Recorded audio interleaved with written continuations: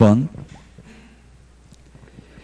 28번 주택임대차 보호법 대항력에 대한 옳은 것은 했는데 기출문제입니다. 이게 또 1번이 정답입니다. 1번 28번에 2019년 10월 26일 주택의 인도와 주민등록을 마친 임차인에게 대항력이 생기는 때는 2019년 10월 27일 오전 0시다. 이사하고 전입신고하면 두 가지를 다 갖춘 다음날 오전 0시죠. 그래서 1번이 정답이 되겠습니다. 1번이 정답이고요. 그 다음에 2번 단독주택입니다. 단독주택, 공동주택이 있는데 단독주택이 있고 공동주택이 있는데 건축법, 주택법 다 있는데 건축법에 보면 단다, 다공, 아연, 다기 단독은 시험에 안 나오니까 다중, 다가구 시험에 나오는 거는 이 다가구하고 다세대가 시험에 나옵니다. 이게 원래 공법에 시험에 나와야 되는데 공법 시험에, 민법 시험에, 학개론 시험에, 중개실무 시험에 다 출제됐습니다. 즉 다가구는 단독주택이고 다세대는 공동주택이다. 단다, 다공, 아연, 다기, 아파트, 연립, 다세대, 기숙사인데 우리 시험에는 다세대하고 다가구 구분하는 게 많이 출제됐습니다. 그래서 단다, 다공, 아연, 다기 할 때 이 다가구는 단독주택이기 때문에 지번만 적으면 되고 동호수 안 적어도 되죠. 대항력 취득하지 못한다. 2번 X고요. 3번 임차인이 전입신고를 올바르게 하고 입주했으나 공무원 착오로 지번을 잘못 기재하였다면 정정될 때까지 생기지 않는다 했는데 공무원이 잘못 기재하면 생깁니다. 그러나 공무원이 고치라고 해서 민원이 고쳤다면 민원이 자필로 고친 이상 보호받을 수 없습니다. 근데 민원인은 신청서에는 똑바로 적었는데 공무원이 전산에 입력할 때 잘못 입력했다면 그건 보호받을 수 있습니다. 판례입니다. 4번 대기업은 주택임대차보호법 적용이 안 됩니다. 원래 법인은 안 되는데 지금은 법인 중에서도 중소기업이나 LH, 한국토지주택공사나 지방공사는 적용되죠. 중소기업은 적용되는데 대기업이라고 되어 있잖아요. 가로하고 대기업. 대기업 안 됩니다. 그래서 4번 틀렸고 5번 임차인이 별도로 전세권 설정 등기를 마쳤다면 세대원 전원이 다른 곳으로 이사를 가더라도 이미 취득한 대항력은 유지되는 게 아니라 대항력은 상실하고 다만 전세권은 주장할 수 있겠죠. 그 전세권 설정 등기도 하고 대항력도 갖추고 있으면 둘 중에 유리한 걸 주장할 수 있는데 이사 가면 대항력은 상실합니다. 외려 확정일자 받은 임차인이 전세권 설정 등기한 것보다 더 유리할 수도 있습니다. 때로는. 왜냐하면 배당받는 데 있어서는 전세권 설정 등기하면 건물 매각 대금에 대해서만 우선 면제를 받습니다. 그러나 확정일자 받은 임차권은 토지 매각 대금을 포함한 전체 매각 대금에 대해서 후순위보다 우선 면제 받기 때문에 배당받는 데 있어서는 확정일자 받은 임차인이 더 유리합니다. 그런데 이사를 가버리면 대항력은 상실한다. 따라서 1번이 정답입니다. 28번에 기출문제고요. 그 다음에 29번입니다. 29번 부동산 거래 신고 등에 관한 법률 5문제 정도 출제된다라고 했죠. 틀린 것은 했는데 1번 국토교통부 장관 또는 시장군수구청장은 적절한 부동산 정책의 수립 및 시행을 위하여 부동산 거래 상황, 외국인 부동산 취득 현황, 부동산 가격 동향 등 이 법에 규정된 사항에 관한 정보를 종합적으로 관리하고 이를 관련 기관, 단체에 제공할 수 있습니다. 시험에 나왔던 지문은 아닙니다. 2017년도 신설된 조문입니다. 아직 시험에는 나오지 않았다. 2번 부동산 거래 신고 내용을 조사한 경우 신고관청은 조사 결과를 시도지사에게 며칠 이내에 보고해야 된다. 몇 번 보고해야 된다. 이런 말 없다 했죠. 그냥 보고해야 된다.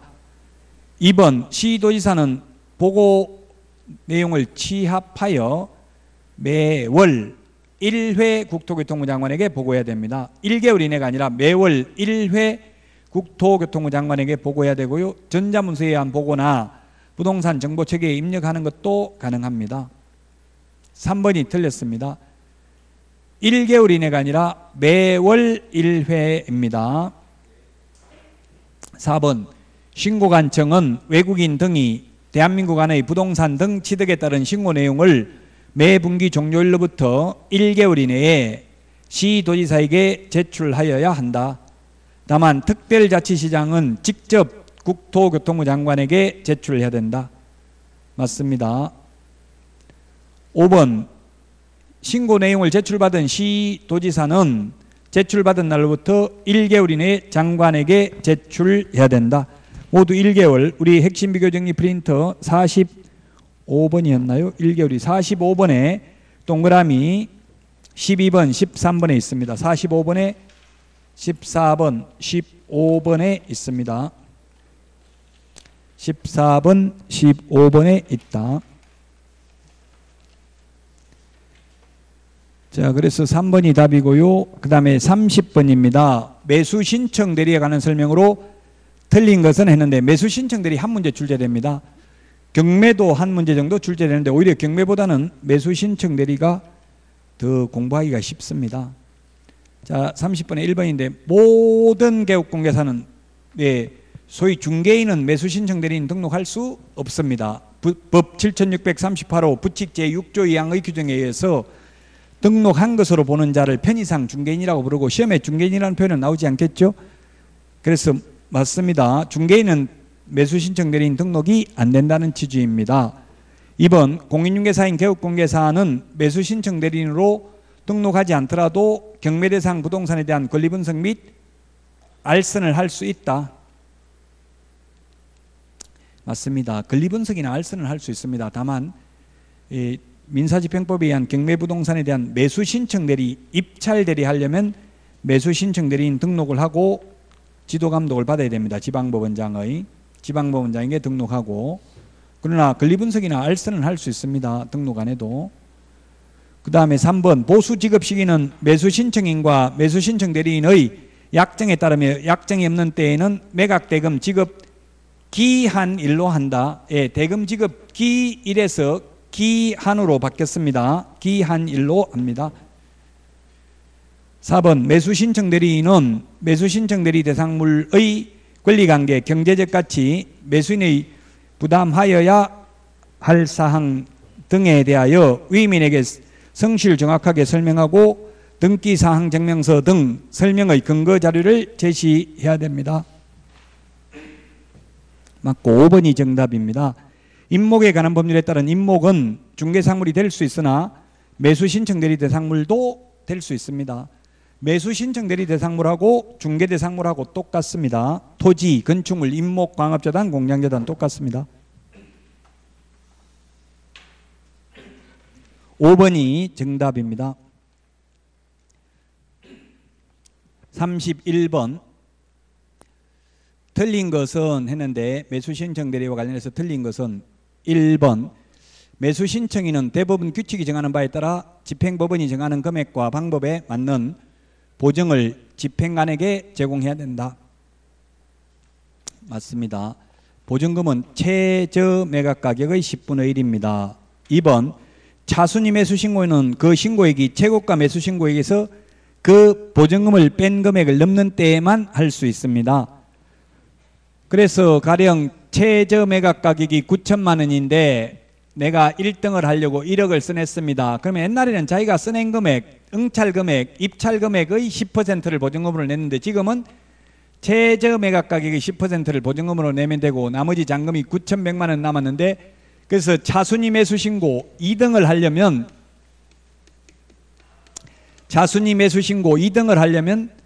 이 9,100만 원 이상 써낸 사람 중에서 가장 1등을 해야 차순위 매수 신고인이 될 수 있습니다. 왜 2등을 뽑느냐 하면 1등이 보증금만 걸어놓고 잔금을 안 내면 보증금을 몰수해서 배당재단에 편입하고 돌려주지 않습니다. 그러면 돌려주지 않는 이 900만 원하고 2등에게 9,100에 팔았으면 합하면 1등에게 1억 파는 거나 마찬가지죠. 그 1등이 잔금을 안 낼 걸 대비해서 이렇게 차순위 매수 신고인을 뽑아둘 수가 있는데 차순위 매수 신고인은 최고가 매수 신고액에서 그 보증금을 뺀 금액을 넘는 때만 할 수 있습니다. 지금 경매가 어렵습니다. 이건 경매 부분인데요. 사실은 어려운데 경매는 기출문제 위주로 보십시오. 다 하려고 하면 어려워요. 그 한 문제 보고 시간을 지금 많이 투자할 수는 없잖아요. 한 문제 나오니까 기출문제 모르는 파트는 기출문제만 보십시오. 계산 문제 학개론 할 줄 모르는데 어려운 거 풀 필요 없죠. 그럼 기출문제 나왔던 것만 보시면 된다고요. 모든 과목 80% 이상이 기출문제 범위 내에서 냅니다. 새로운 거 내더라도 10% 어려운 거 특히 등기법 이런 거는 90% 이상 기출문제입니다. 지적법은 한 80% 이상 기출문제입니다.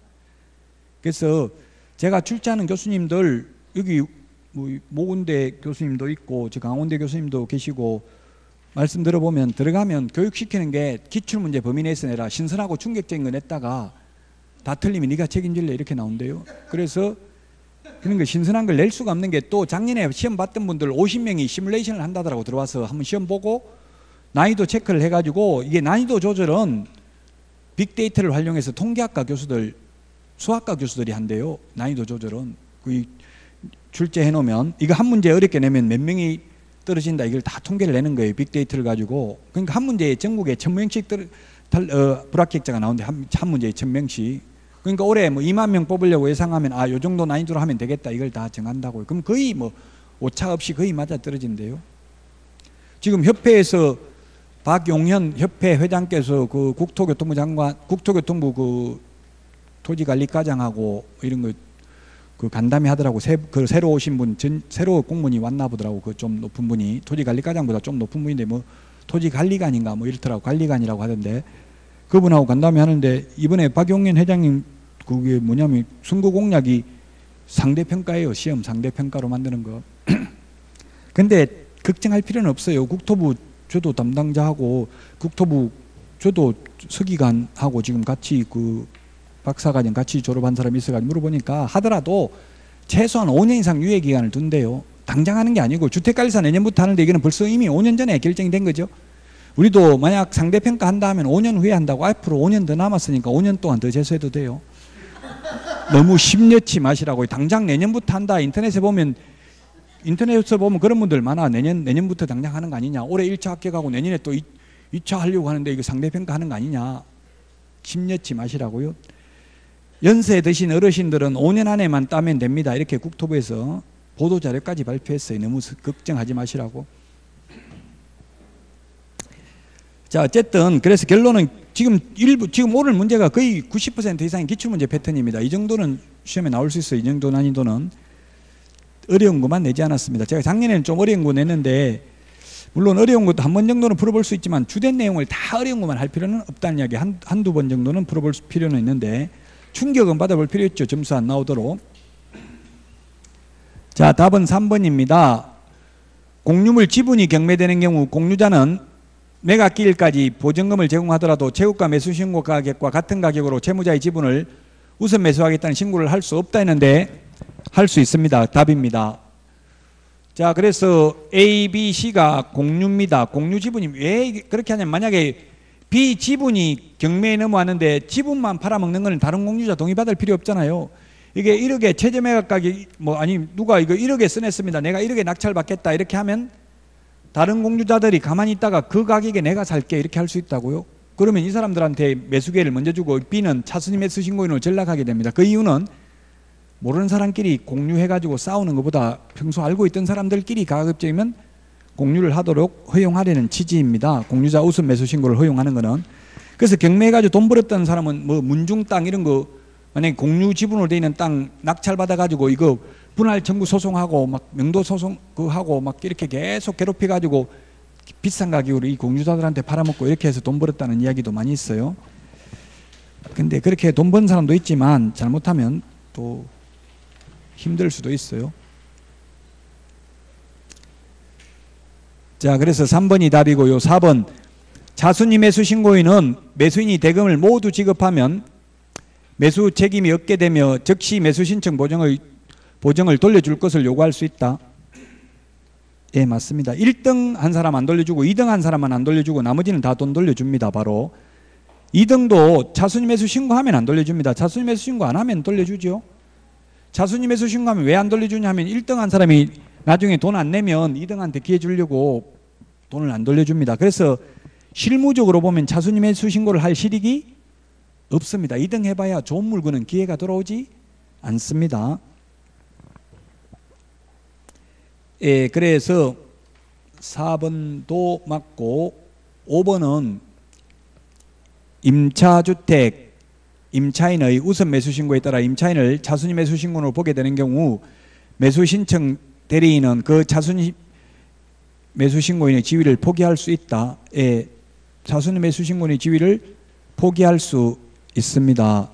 이것도 마찬가지죠. 지금 이게 공유자도 이게 B의 지분을 1억에 최고가 매수신고인이 적어냈는데 다른 사람이 내가 그 가격에 살게 하면 이 사람은 차순위 매수신고인을 전락하게 되면 포기하는 게 좋겠죠. 포기 안 하면 보증금 내는 것도 안 돌려주니까 포기할 수 있습니다. 차순위 매수신고인의 지위는 포기해도 된다.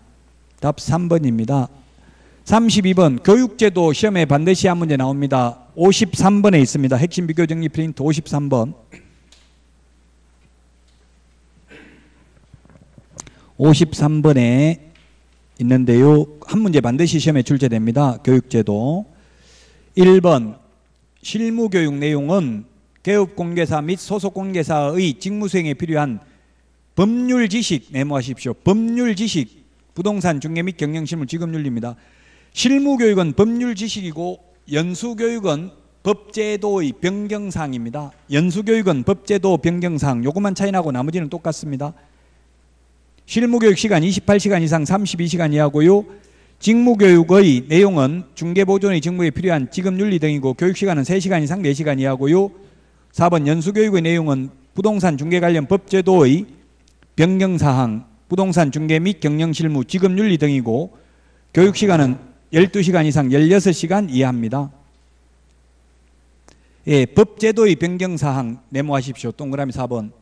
실무교육하고 실무교육은 법률 지식, 연수교육은 법제도의 변경사항, 요거만 다르다고 나머지는 똑같아요. 두 개 바꿔서 시험에 잘 냅니다. 자, 그 다음에 5번 연수교육을 안 받으면, 교육 안 받으면 처벌받는 거는 연수교육밖에 없죠. 연수교육 500만 원 이하의 과태료고요. 대통령령의 구체적 기준은 최대 100만 원입니다. 그러나 법률에는 500만 원 이하지 100만 원 이하라고 하면 이건 X죠. 구체적 기준이 100만 원이면 2분의 1을 더하면 150만 원 부과할 수도 있는 거잖아요. 그 100만 원 이하라고 하면 X죠. 법률에는 500만 원 이하고 다만 대통령령의 구체적 기준은 최대 100만 원이라고요. 그 구체적 기준에 2분의 1을 가중할 수 있잖아요. 더할 수 있죠. 그럼 150만 원 부과할 수도 있어요. 법에는 500만 원 이하입니다. 그래서 5번이 정답입니다. 33번입니다. 틀린 것은 했는데 이건 핵심 비교정리 프린트, 우리 암기 프린트 51번에 동그라미 1번부터 5번까지 내용입니다. 틀린 것은 했는데 1번 등록 신청 시, 2번 분사무소 설치 신고 시, 3번 소속공개사 고용 신고 시는 자격증 사본 미제출이라고 51번에 돼 있잖아요. 1번부터 3번. 직접 시도의사에게 확인합니다. 자격증을. 그래서 제출 안 합니다.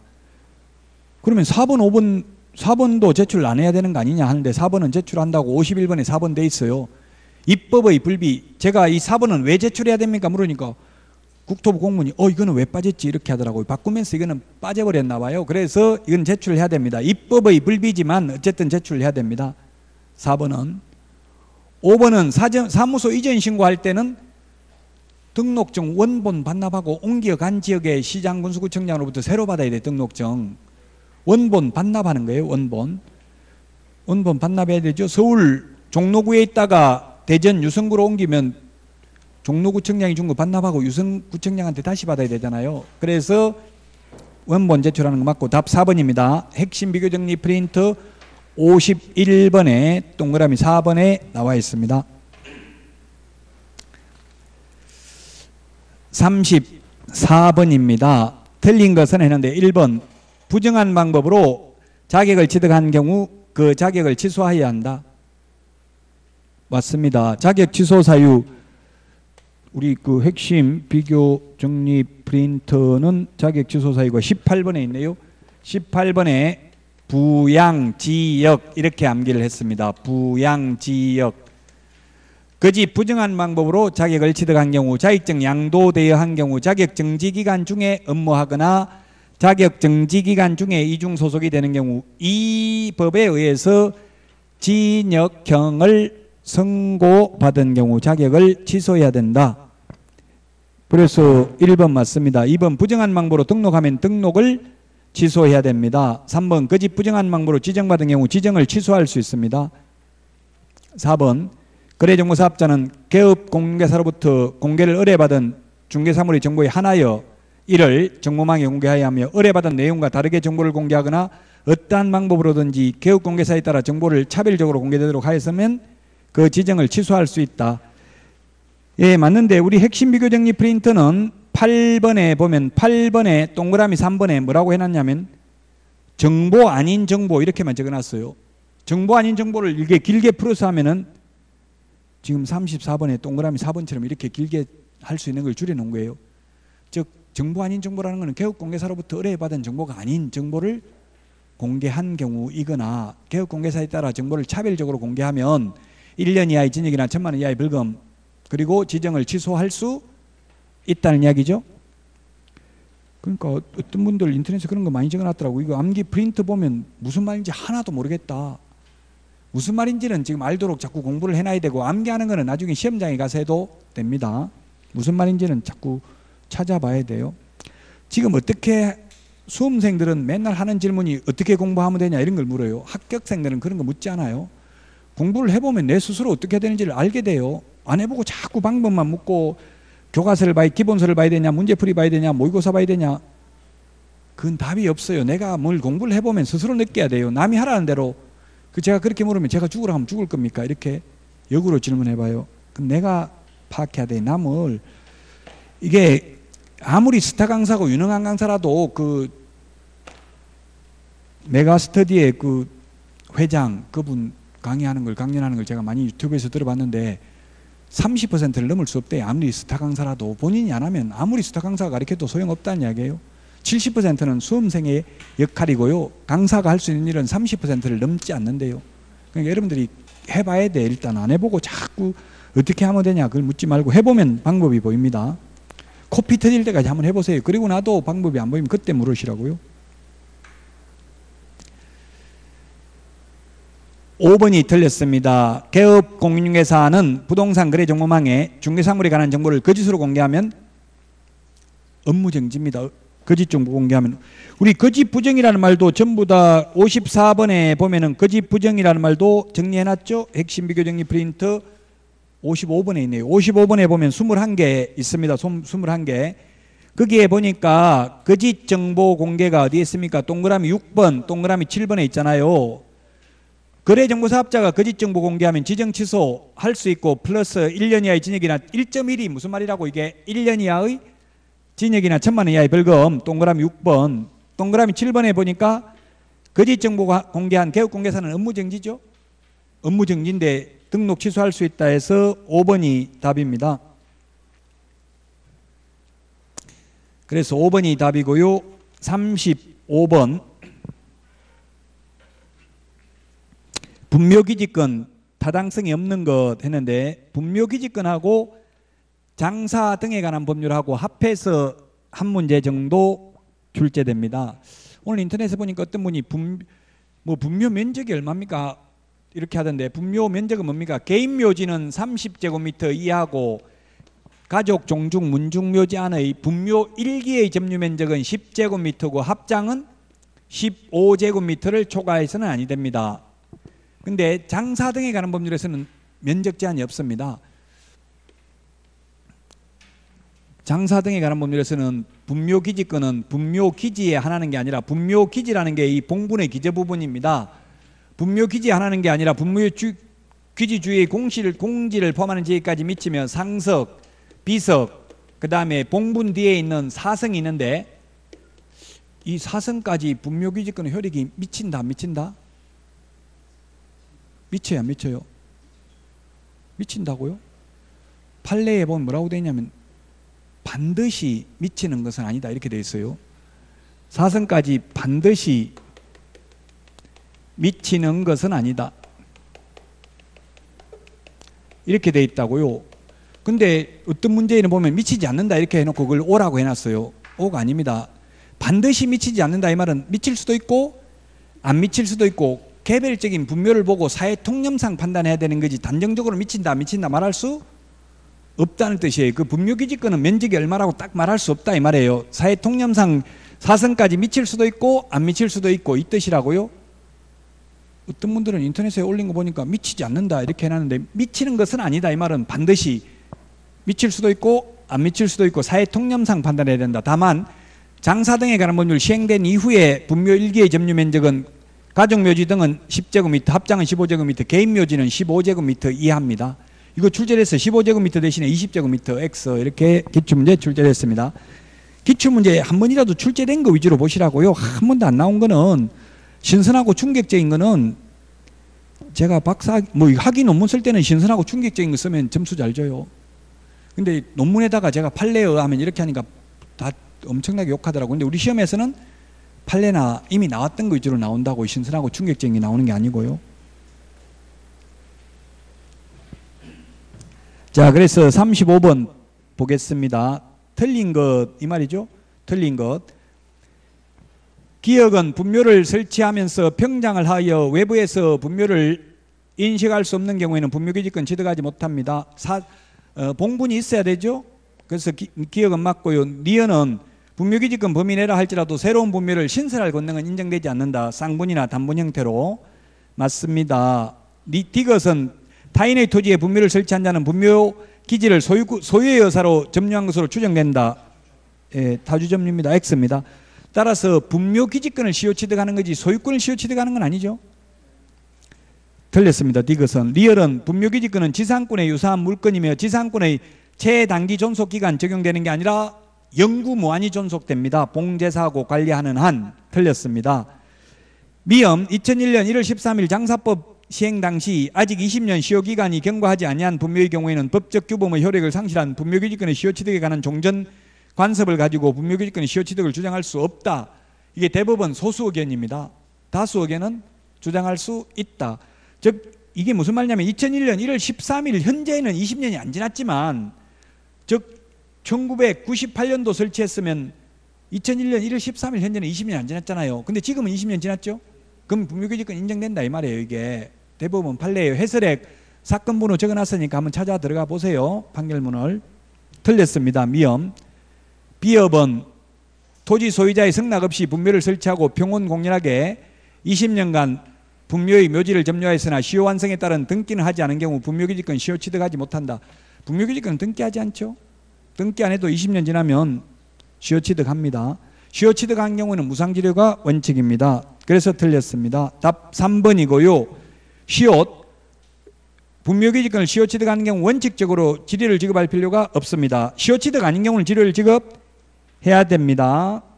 답 3번이고요. 36번 36번은 시험에 잘 나오진 않습니다. 왜? 특수법인이기 때문에. 특수법인은 공인중개사법에 있는 게 아니라 이건 특별법에 규정되어 있습니다. 따라서 시험에 잘 나오는 파트는 아닙니다. 자, 타당하지 않는 것은 했는데 1번 특수법인도 보정 설정은 해야 되고 인장 등록은 해야 됩니다. 다만 책임자가 공인중개사일 필요는 없습니다. 그 다음에 2번 법인은 보정 설정 2억 지역농협은 1,000만 원 이상이고요. 3번은 법인은 법 14조 6개를 겸업할 수 있지만 일반 법인은 지역농협은 조합원을 상대로 농지, 매매, 교환, 임대차 중개하고 농협 업무만 할 수 있습니다. 4번 일반 법인과 지역농협은 불특정 다수를 대상으로 한다는 점이 동일하다 했는데 지역농협은 조합원을 대상으로 합니다. 4번이 답입니다.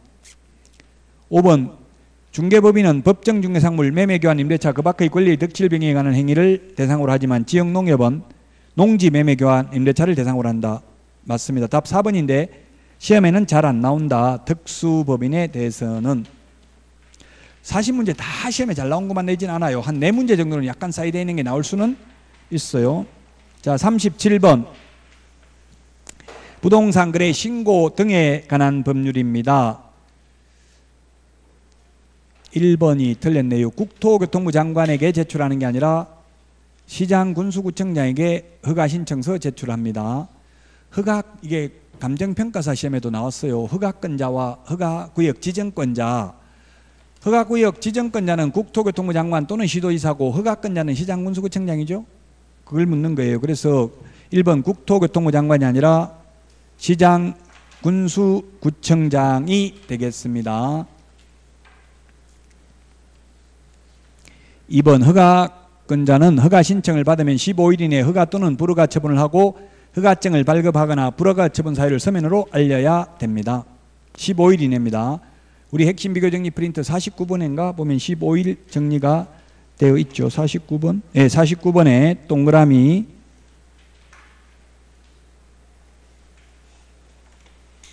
몇 번에 있어요? 15일 이내 허가 또는 불허가 처분. 2번에 있죠. 2번에 있잖아요. 15일 이내입니다. 15일 이내. 맞고요. 3번 선매 협의 절차가 진행 중인 경우에는 15일 이내에 그 사실을 신청인에게 알려야 되고요. 4번 15일 이내 허가증의 발급, 불허가 처분 사유 통지가 없는 경우 그 기간이 끝난 날 다음 날 허가가 있는 것으로 본다. 시행령에는 15일이라고 돼 있고 법률에는 민원 처리에 관한 법률에 의한 민원 처리 기간 내에 이렇게 돼 있어요. 그 민원 처리 기간이 15일입니다. 5번 허가를 받지 않냐고 체결한 계약은 효력이 발생하지 않습니다. 38번 오늘 내드린 서식이 있습니다. 이게 개정됐습니다. 오늘 개정된 거 내드린데 주택 취득 자금 조달 및 입주 계획서 오늘 내드린 서식에 있다고요. 답은 5번 접수 일시는 신청인이 적는 게 아니라 신청받은 사람이 적어요. 공무원이. 접수 날짜를 신청한 사람이 적는 거 아니잖아요. 답 5번인데 이게 중요한 거는 아닌데 해마다 나오는 건 아닌데 올해 개정됐다고요. 이 서식이 자금 조달 계획이. 그 이게 3번 이런 게 기존 주택 보유 여부 주택 담보 대출이 있는 경우에만 기재하라고 이게 신설됐고요. 4번 승여 상속 이런 게 신설됐다고요. 서식 오늘 내드린 서식 참고로 보십시오. 오늘 내드린 개정된 내용은 제가 강의하진 않겠지만 가져다니면서 계속 보시라고요. 한 문제 반드시 나옵니다. 개정된 내용. 그리고 또 오늘 50개 지문 내드렸어요. 이것도 여러분들이 보세요. 제가 강의할 시간이 없어. 자료 내주고 왜 강의는 안 하냐 이러면 다음 주부터 안 내드리겠습니다. 그러지 않으면 계속 내드리겠습니다. 여러분들 보시라고요. 공부할 거 읽어보라고 자주 출제됐던 지문들이에요. 그래서 계속 50개씩 내드리겠습니다. 9월달 동안 읽어보세요. 38번의 답 5번이고요. 39번 옳은 것은 했는데 전자계약서 작성하면 지금 대출금리 할인해 주고요. 그 다음에 등기 수수료 30% 할인해 주는 게 혜택입니다. 매수인이나 임차인에게. 그래서 1번 틀렸습니다. 그럼 우대금리 적용합니다. 2번 개업공개사는 회원가입하지 않아도 전자계약서 작성이 가능하다. 개업공개사는 회원가입을 해야 됩니다. 3번 근데 그 의뢰인들은 회원가입 안 해도 됩니다. 3번 개업공개사 회원이 전자계약을 진행하려면 공인인증서 등록이 반드시 필요하다. 예, 맞습니다. 개업공개사는 공인인증서가 있어야 됩니다. 3번이 정답이고요. 4번 개업공개사 회원은 개인 범용 공인인증서를 전자계약서에 사용할 수 있다 했는데 개인 범용은 안 되고 사업자 범용이나 특수목적용 부동산 거래용으로 따로 발급받아야 됩니다. 우리 부동산 거래 신고는 개인 범용 즉 은행에 그 범용 해가지고 그걸로 부동산 거래 신고는 할 수 있는데 전자계약서는 따로 공인인증서 발급받아야 됩니다. 특수목적용으로. 아니면 사업자 범용이 있으면 되고요. 5번 대면거래의 경우에도 거래 당사자는 별도로 서명을 위한 앱을 설치해야 된다. 설치 안 해도 됩니다. 그냥 개업공개사 태블릿 PC나 개업공개사 휴대폰에서 사인하면 됩니다. 전자서명하면 됩니다. 그래서 3번이 답이고요. 지금 전자계약서 2문제씩 내놨다고 했어요. 한 문제 정도 나올 예정인데 올해 신설됐으니까 40번인데요. 올바른 것은 했는데 1번 2주가 아니고 1주 이내입니다. 이런 거는 지금 깊이 공부하면 끝이 없어요. 경매니까. 그 다음에 2번은 차순위 매수 신고는 그 신고에서 최고가 매수 신고 금액에서 그 10%를 빼는 게 아니라 그 보증금을 뺍니다. 그 보증금은 자기가 써낸 금액의 10%가 아니라 최저매각가의 10%잖아요. 이거 900만 원 뺀다고 1000만 원 빼는 게 아니고 그 10%라고 하면 1000만 원이잖아요. 자기가 써낸 금액의 10%가 아니라 최저매각 가격 또는 보증금을 뺍니다. 매수 보증금을. 그래서 틀렸고 3번이 답입니다. 항고하려면 매각 대금의 10%를 공탁해야 됩니다. 우리 핵심 비교 정리 프린트 56번에 10분의 1에 동그라미 3번에 있습니다. 3번이 정답입니다. 4번은 틀렸습니다. 매각 방식이 세 가지입니다. 기일입찰, 기간입찰, 호가경매 세 가지입니다. 두 가지라고 해서 X입니다. 기출문제입니다. 5번 허가할 매수 가격 신고가 없이 매각일이 최종적으로 마감된 때에는 법원은 최저 매각 가격 저감 없이 했는데 상당한 금액을 저감해야 됩니다. 낮춰야 됩니다. 유찰되어서 세매각할 때는 재매각할 때는 가격을 깎아주지 않죠. 지금 경매 전혀 모르면 경매에 시간 투자하지 마시라고요. 그냥 기출문제만 보세요. 이게 경매는 어려워요. 지금 단시간에 하기는. 답은 3번입니다. 오늘 내드린 프린터 그 50개 지문 그 다 맞는 겁니다. 왜 답은 안 내주냐 이런 분이 있는데 따로 답이 없어요. 다 맞는 말이고요. 그 다음에 오늘 내드린 거 그거 개정된 내용 가져다니세요. 계속 가져다니면서 개정된 내용 봐야 됩니다. 그리고 이 말을 안 하려 했는데 이게 축의금도 주시고 선물도 주셔서 감사합니다. 딸이 토요일 날 결혼했는데 27살인데 지금 나이가 너무 젊다 하더라고. 다 저 친구들 중에서 최고 빨리 간다고 하더라고요. 저보고도 젊다고 하던데 사실 나이는 많은데 어쨌든 축의금 주셔서 감사하고 진심으로 고맙게 잘 쓰겠습니다. 다음 주에 뵙고 마치도록 하겠습니다. 수고하셨습니다.